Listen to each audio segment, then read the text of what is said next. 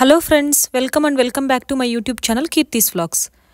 ఇవాల్టి వీడియోలో మంచి ఫ్లేవర్స్తో నిండిన వెజ్ పులావ్ రెసిపీని ఎలా తయారు చేయాలో చూపించబోతున్నాను. ఇది చాలా తక్కువ టైంలోనే చాలా టేస్టీగా, క్విక్గా, ఈజీగా ప్రిపేర్ చేసుకోవచ్చు. ఈ రెసిపీని వీకెండ్స్లో స్పెషల్ డిష్గా చేసుకోవచ్చు, లేదా ఆఫీసెస్కి లంచ్ బాక్స్గాను తీసుకువెళ్ళవచ్చు. ఇలా ప్రిపేర్ చేసుకున్న ఈ రెసిపీని పెరుగు రైతాతో గనక సర్వ్ చేసుకుంటే తినేటప్పుడు చాలా కమ్మగా అనిపిస్తుంది. ఇప్పుడైతే ఈ టేస్టీ వెజ్ పులావ్ రెసిపీని ఎలా తయారు చేయాలో చూద్దాం. ఫస్ట్ ఒక బౌల్ తీసుకొని ఇందులో 2 కప్పుల బాస్మతి రైస్ని తీసుకుంటున్నాను. ఒకవేళ మీ దగ్గర బాస్మతి రైస్ లేనట్లయితే నార్మల్ రైస్ని కూడా ఈ వెజ్ పులావ్కి యూజ్ చేయొచ్చండి. నేను అప్పుడప్పుడు నార్మల్ రైస్తో కూడా వెజ్ పులావ్ చేస్తుంటానండి. బట్ ఏ రైస్ వాడినా టేస్ట్ మాత్రం చాలా అంటే చాలా బాగుంటుంది. ఈ రైస్ని 1-2 సార్లు శుభ్రంగా కడిగి బియ్యం మునిగే వరకు నీళ్లు పోసి ఒక అరగంట పాటు నాననివ్వాలి.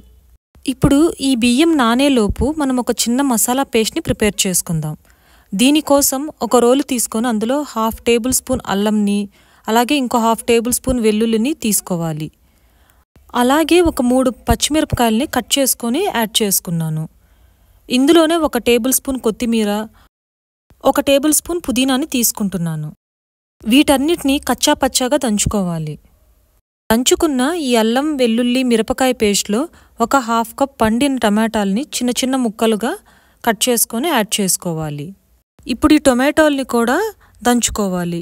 మనం పండిన టొమాటోలు యూజ్ చేస్తున్నాం కాబట్టి ఈజీగా నలిగిపోతాయి. ఈ మసాలా పేస్ట్ని మనం మిక్సీ జార్ యూజ్ చేసి కూడా గ్రైండ్ చేసుకోవచ్చు. ఇప్పుడు ఒక కుక్కర్ని కానీ మందపాటి కడాయిని కానీ తీసుకొని అందులో ఒక 2 టేబుల్ స్పూన్స్ ఆయిల్ని యాడ్ చేయాలి. ఆయిల్ కొద్దిగా వేడయ్యాక 2 యాలుకలు, 3 లవంగాలు, 1 టీ స్పూన్ షాజీరా, 1 టీ స్పూన్ సోంపు, 1 ఇంచ్ దాల్చిన చెక్క, 1 అనాస పువ్వుని ఆయిల్లోకి యాడ్ చేసుకోవాలి. ఇవి వేసిన వెంటనే బిర్యానీ ఆకును కూడా వేసి చక్కగా వేగనివ్వాలి.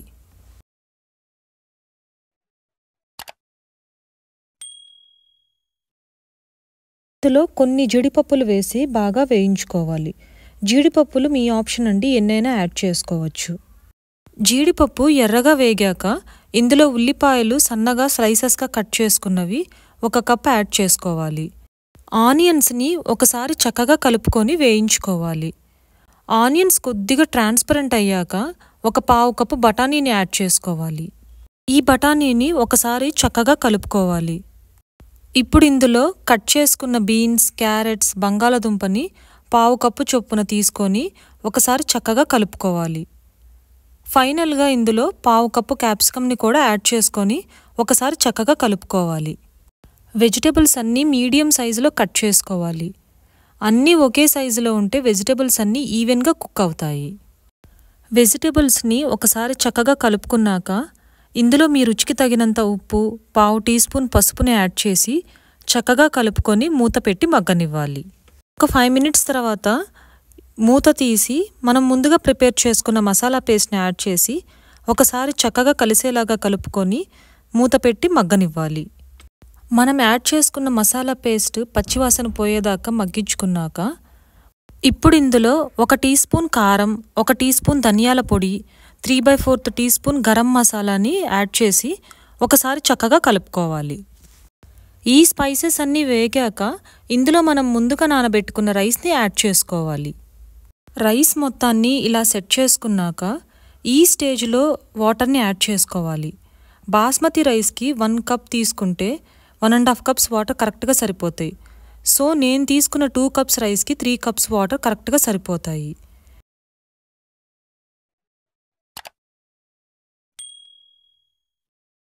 ఈ స్టేజ్లో ఒకసారి టేస్ట్ని చెక్ చేయండి.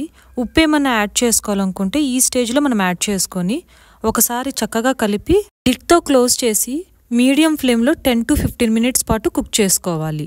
15 మినిట్స్ తర్వాత ఓపెన్ చేసి చూస్తే రైస్ అనేది నీట్గా కుక్ అయి ఉంటుంది. ఈ స్టేజ్లో నేను కొత్తిమీరతో గార్నిష్ చేసి స్టవ్ ఆఫ్ చేసి మూత పెట్టుకొని ఒక 5 మినిట్స్ పాటు పక్కన పెట్టుకోవాలి. ఒక 5 మినిట్స్ తర్వాత మూత తీసి చక్కగా ఒకసారి కలుపుకొని సర్వ్ చేసుకోవటమే. అంతేనండి, ఎంతో టేస్టీగా ఉండే వెజ్ పులావ్ రెడీ. దీనిలోకి పెరుగు రైతాతో తింటే ఇంట్లో అందరూ చాలా ఎంజాయ్ చేస్తూ తింటారు. మీరు ఒకసారి మీ ఇంట్లో ట్రై చేసి మీకెలా కుదిరిందో నాతో కమెంట్ సెక్షన్లో షేర్ చేయండి. మీకు ఈ వీడియో నచ్చిందనుకుంటున్నాను. మీకు ఈ వీడియో కనుక నచ్చినట్లయితే ఈ వీడియోని లైక్ చేసి, షేర్ చేసి, కామెంట్ చేయండి. అలాగే నా ఛానల్ కీర్తీస్ వ్లాగ్స్ని సబ్స్క్రైబ్ చేసుకోవడం మర్చిపోవద్దు. మళ్ళీ నెక్స్ట్ వీడియోలో కలుద్దాం.